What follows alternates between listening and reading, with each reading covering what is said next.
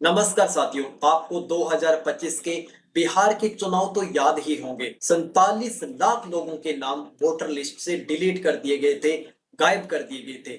उन्हीं से संबंधित सुप्रीम कोर्ट का एक बड़ा फैसला आया है, उस पर विचार करते हैं। इस फैसले का संबंध है हमारे भारतीय संविधान के अनुच्छेद 324 से 326 से। और इसमें हम देखेंगे कि एक पक्ष चुनाव आयोग का है, एक पक्ष सुप्रीम कोर्ट का है और एक पक्ष विपक्ष दल का है। सबसे पहले हम चुनाव आयोग का पक्ष जानते हैं। चुनाव आयोग कहता है कि 2003 के बाद में शहरीकरण सबसे ज्यादा बढ़ गया। शहरीकरण के कारण प्रवासन बढ़ा, बहुत सारे लोग मृत हो गए, उनका नाम भी वोटर लिस्ट में ऐड है। कहने का पर्पज है कि फर्जी वोटर बहुत ज्यादा है और फर्जी वोटर से स्वतंत्र व निष्पक्ष चुनाव नहीं हो रहे हैं। इसलिए बिहार में SIR यानी स्पेशल इंटेंसिव रिवीजन करवाना जरूरी था।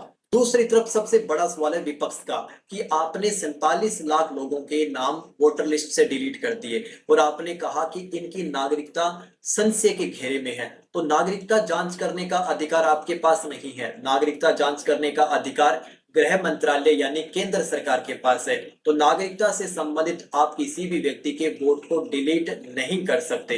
अब यहाँ पर चुनाव आयोग 2 आर्टिकल का हवाला देता है। वो सबसे पहले कहता है कि 324 में कहा गया कि हमारा काम है, चुनाव आयोग कहता है कि हमें चुनाव के अधीक्षण, निर्देशन और नियंत्रण का अधिकार है। कहने का पर्पज है कि मतदाता सूची तैयार करनी हो, चुनाव के समय शांति व्यवस्था बना के रखनी हो, कोई धांधली ना हो, ये काम चुनाव आयोग का है। इसलिए हम सुनिश्चित करते हैं कि प्रत्येक व्यक्ति जो वोट डालने आता है वो निष्पक्ष हो, उससे संबंधित कोई धांधली ना हो। दूसरा, उन्होंने आर्टिकल 326 का हवाला दिया। उन्होंने कहा कि प्रत्येक वयस्क नागरिक यानी वोट वो ही डाल सकता है जो भारत का नागरिक है। और हमें 47 लाख लोगों पर शक है कि ये भारत के नागरिक नहीं है, इसलिए 326 का उल्लंघन कर रहे हैं, इसलिए हम इन्हें वोट नहीं डालने देंगे। सुप्रीम कोर्ट ने फैसला दिया है कि आर्टिकल 324 के अकॉर्डिंग चुनाव आयोग का काम है स्वतंत्र व निष्पक्ष चुनाव करवाने का।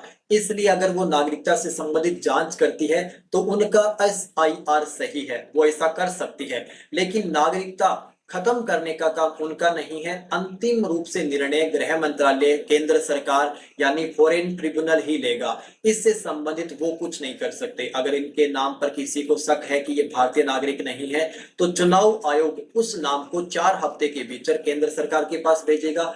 केंद्र सरकार इसकी जांच करेगी। लेकिन सवाल ये है कि अगर वो 47 लाख लोग भारतीय है तो उनको जो उस समय वोट नहीं डालने दिया गया था, वो लोकतंत्र, वो लोकतांत्रिक व्यवस्था पर एक धब्बा है।